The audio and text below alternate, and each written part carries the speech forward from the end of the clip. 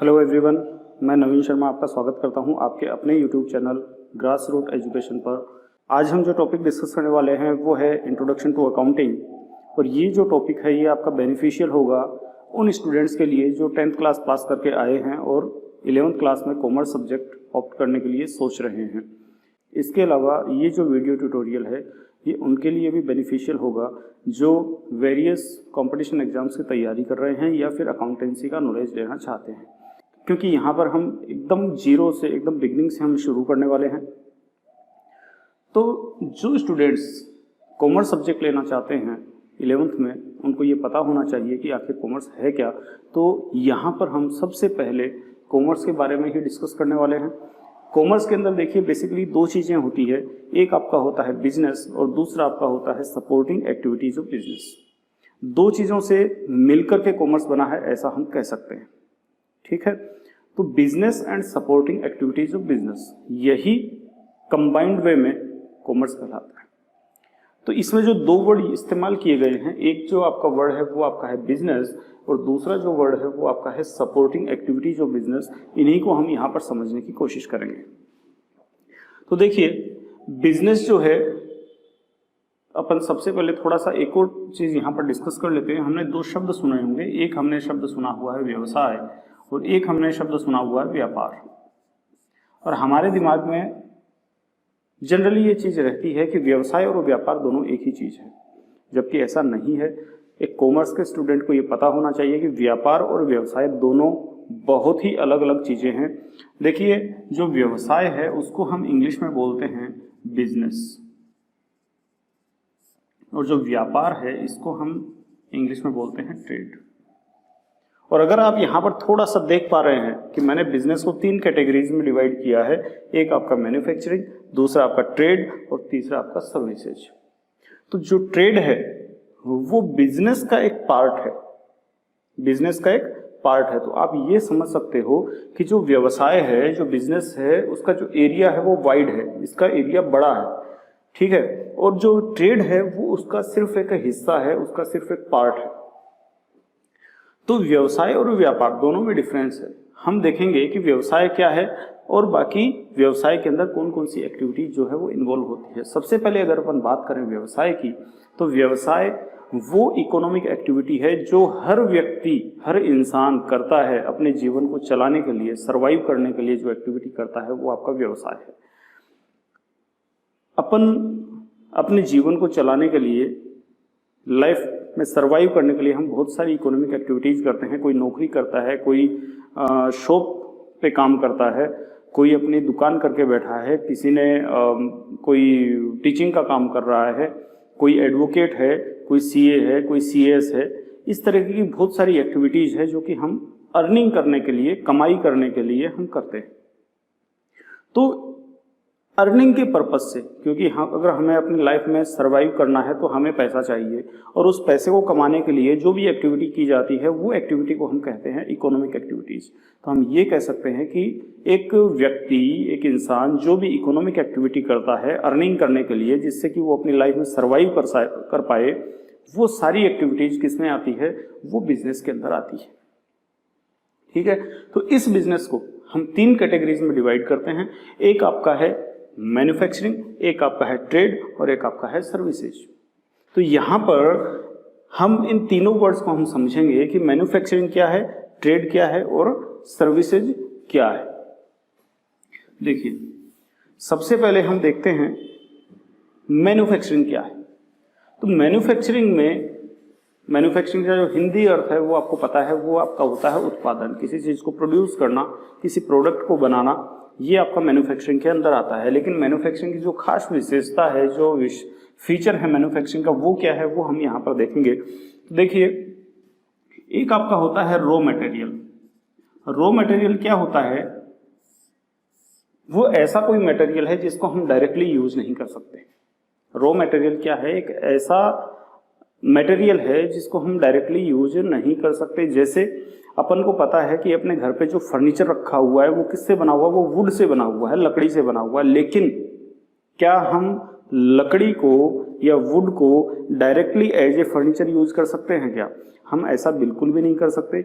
हमें उसको एक फर्नीचर की शेप देनी होगी, उसके बाद में हम उसको यूज कर सकते हैं। तो रॉ मटेरियल क्या है? वो जो वुड है, वो जो लकड़ी है, वो क्या है? आपका रॉ मटेरियल है। तो वो जो रॉ मटेरियल है जिसको डायरेक्टली कोई पर्सन जो है वो कंज्यूम नहीं कर सकता डायरेक्टली, वो आपका रॉ मटेरियल है। ये जो रॉ मटेरियल है, इस रॉ मटेरियल का क्या किया जाता है? इनपुट किया जाता है, मतलब इसको यूज किया जाता है और इसके ऊपर क्या की जाती है? प्रोसेसिंग की जाती है। और ये जो प्रोसेसिंग है ये कैसे होगी? या तो इसमें ह्यूमन एफर्ट लगेगा और या यहां पर क्या होगा? मशीन का यूज होगा। ठीक है।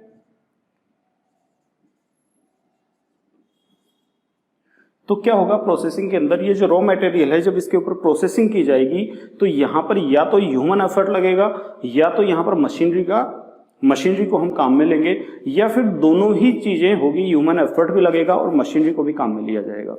दोनों चीजें यहां पर हो सकती है या कोई एक चीज भी यहां पर हो सकती है। और ये जब प्रोसेसिंग हो जाएगी तो यहां पर हमको मिलेगा एक फाइनल प्रोडक्ट, या हम कह सकते हैं इसको फिनिश्ड प्रोडक्ट। हमें एक नया मटेरियल मिलेगा यहां पर जिसको हम फाइनल प्रोडक्ट कहेंगे या फिर हम इसको फिनिश्ड प्रोडक्ट कहेंगे।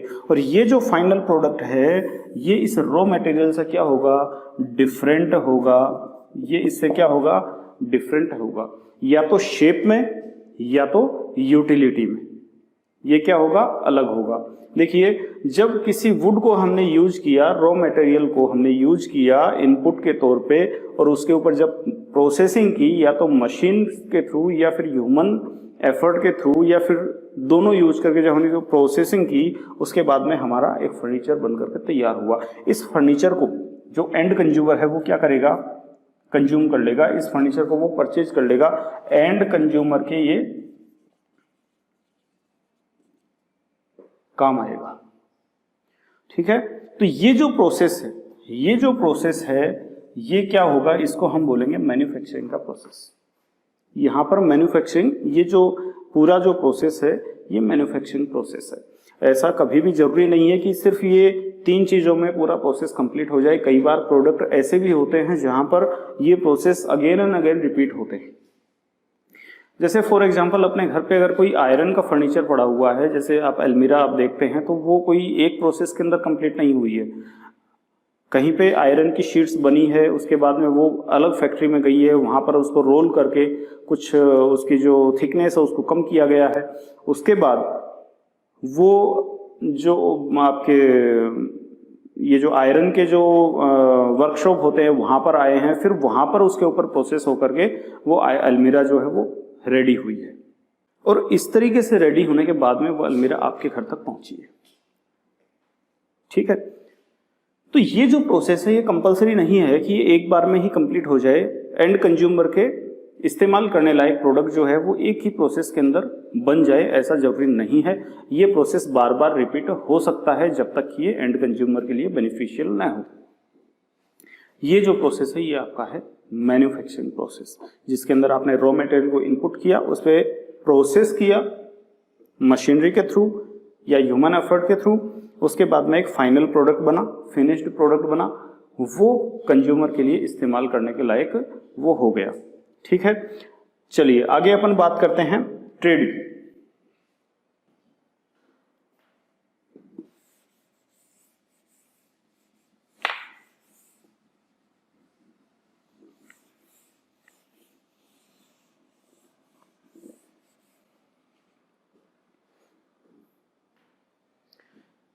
अब देखिए ट्रेड में क्या है कि कोई पर्सन कहीं से गुड्स को क्या करता है? परचेज करता है।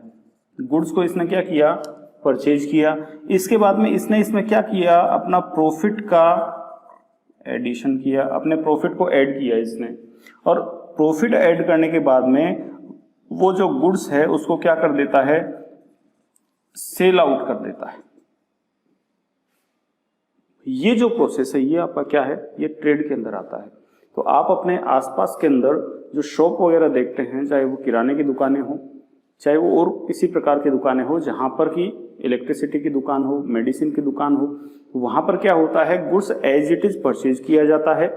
आप कह सकते हैं कि उसको बल्क में परचेज किया जाता है या क्वांटिटी में परचेज किया जाता है, और उसके बाद में उसमें अपना प्रॉफिट ऐड करके और कस्टमर को सेल कर दिया जाता है। ये जो प्रोसेस है ये आपका क्या है, ये ट्रेड प्रोसेस के अंदर, ट्रेड के अंदर ये चीजें आती है, जहां पर आप गुड्स को परचेज करते हैं, उसमें अपना प्रॉफिट ऐड करते हैं और बाद में इसको सेल कर देते हैं और आप अपना प्रॉफिट कमाते हैं। ये आपका क्या है, ट्रेड का प्रोसेस है। इसके बाद अपन देखते हैं सर्विसेज। अब देखिए ये जो दो आपने देखे, मैन्युफैक्चरिंग आपने देखा और ट्रेड जो आपने देखा, इसके अंदर दोनों के अंदर ही क्या हुआ, गुड्स का इन्वॉल्वमेंट हुआ। लेकिन सर्विसेज जो है इसके अंदर जो है गुड्स का इन्वॉल्वमेंट नहीं होता है। यहाँ पे गुड्स का इन्वॉल्वमेंट नहीं होता है। सर्विसेज आप सब समझते हैं, बहुत अच्छे से समझते हैं कि सर्विसेज क्या होती है। इन सर्विसेज को हमने डिवाइड करने की कोशिश की है, जॉब, प्रोफेशन और अदर सर्विसेज। जॉब हम सब जानते हैं कि जॉब क्या होता है, आप कहीं पे नौकरी करते हैं, काम करते हैं, अपना टाइम वहाँ पर डिवोट करते हैं, अपनी सर्विसेज वहाँ पर आप देते हैं और मंथ के एंड में आपको क्या मिलता है, सैलरी मिलती है, कंसिडरेशन के रूप में या फिर आप रेम्यूनरेशन के रूप में। इसके बाद जो दूसरा आपका है प्रोफेशन। प्रोफेशन क्या है, इसमें भी आप सर्विस ही प्रोवाइड करते हैं। आपने सुना होगा जैसे डॉक्टर्स, एडवोकेट्स, सीए, सीएस, ठीक है। तो ये क्या है आपका, ये प्रोफेशन है। तो आप अगर इनमें कुछ, इनको प्रोफेशनल्स बोलते हैं, आप अगर इनमें कुछ कॉमन देखेंगे तो आप पाएंगे यहाँ पर कि इनके पास में एक तो क्या होता है, एक तो इनके पास में स्पेशल डिग्री होती है, और ये वो डिग्री है जिस डिग्री के बिना ये उस पर्टिकुलर काम को नहीं कर सकते। डॉक्टर के पास में हम जाते हैं इलाज करवाने के लिए, क्या हर कोई आदमी कोई भी क्लिनिक खोल करके डॉक्टर बन सकता है क्या? नहीं बन सकता। क्या हर कोई आदमी अगर इसकी इच्छा करे तो क्या वो सर्जन बन सकता है क्या? नहीं बन सकता। वही बन सकता है जिसके पास में उस पर्टिकुलर काम को करने की एबिलिटी हो और उसके पास में वो डिग्री हो, तभी वो हो सकता है। क्या हर कोई आदमी सीए की जगह पे ऑडिट कर सकता है क्या? नहीं कर सकता। क्या हर कोई कंपनी सेक्रेटरी बन सकता है क्या? नहीं बन सकता। इसके पास में सीए की डिग्री होती है, इसके पास में सीएस की डिग्री होती है, इसके पास में एलएलबी की डिग्री होती है, इसके पास में एमबीबीएस या एमएस जो भी है वो डिग्री होती है। और इस डिग्री के साथ साथ में एक रेगुलेटिंग अथॉरिटी होती है जो इनके एक्ट को रेगुलेट करती है। जैसे हम एग्जाम्पल के तौर पे बात करें तो आप जानते हैं कि डॉक्टर्स के लिए क्या है, MCI, medical council of India. अगर आप वेटनरी डॉक्टर्स की बात करें तो वहां पर वीसीआई, ठीक। इसके बाद में सीए है, उनके लिए आईसीएआई है। अगर आप सीएस की बात करें तो आईसीएसआई है। अगर आप एडवोकेट्स की बात करें तो बार काउंसिल ऑफ इंडिया है। यहां पर इनका रजिस्ट्रेशन होता है, ठीक है। इनके ऊपर अथॉरिटीज है जो रेगुलेट करती है इनके एक्ट्स को। तो ये जो है ये प्रोफेशनल्स के अंदर आते हैं। ये भी आपको सर्विस ही देते हैं। जैसे आप डॉक्टर के पास जाएंगे तो वो क्या करेगा, आपको प्रिस्क्रिप्शन लिख करके देगा, वो आपकी प्रॉब्लम्स को सुनेगा और उसके लिए आपको क्या करेगा, आपको दवा लिख करके देगा। तो वो आपको सर्विस दे रहा है, वो कोई आपको गुड्स नहीं दे रहा। हो सकता है कि कई बार कुछ डॉक्टर्स के क्लिनिक के पास में उन्हीं का मेडिकल स्टोर भी हो और आप वहां से दवा परचेज करें, मेडिसिन आप परचेज करें, तो इसका मतलब ये नहीं कि वो डॉक्टर आपको वो मेडिसिन दे रहा है, ऐसा नहीं है। कई बार डॉक्टर अपने पास से भी मेडिसिन निकाल करके दे देता है, तो वो जो चीज है वो डॉक्टर्स का काम नहीं, वो ट्रेड का पार्ट हो गया। और जो डॉक्टर आपको प्रिस्क्रिप्शन लिख करके दे रहा है वो आपका जो पार्ट हो गया वो उसके प्रोफेशन का पार्ट हो गया। वहां पे वो सर्विस प्रोवाइड कर रहा है आपको, वो आपको गुड्स नहीं दे रहा। वैसे ही आप अगर एडवोकेट्स की बात करें तो वो आपको क्या देता है, वो भी आपको सर्विस देता है। एडवोकेट आपको कोई गुड्स नहीं देता, वो भी आपको सर्विसेज देता है। वो आपके बिहाफ पर कोर्ट के अंदर केस लड़ता है आपका, ठीक है। तो ये भी आपको सर्विस देता है। सीए क्या करता है, सीए अपने सिग्नेचर करता है, ऑडिट करता है, तो वो आपको सर्विस ही देता है, वो आपको कोई गुड्स नहीं देता। वहां पर सीएस भी सेम आपको सर्विसेज प्रोवाइड करता है।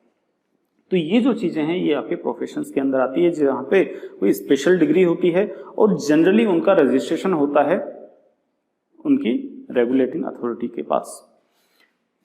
इसके बाद में अदर सर्विसेज की बात करें तो यहाँ पर हम देख सकते हैं कि जैसे ट्रांसपोर्टेशन हो गया, ठीक है।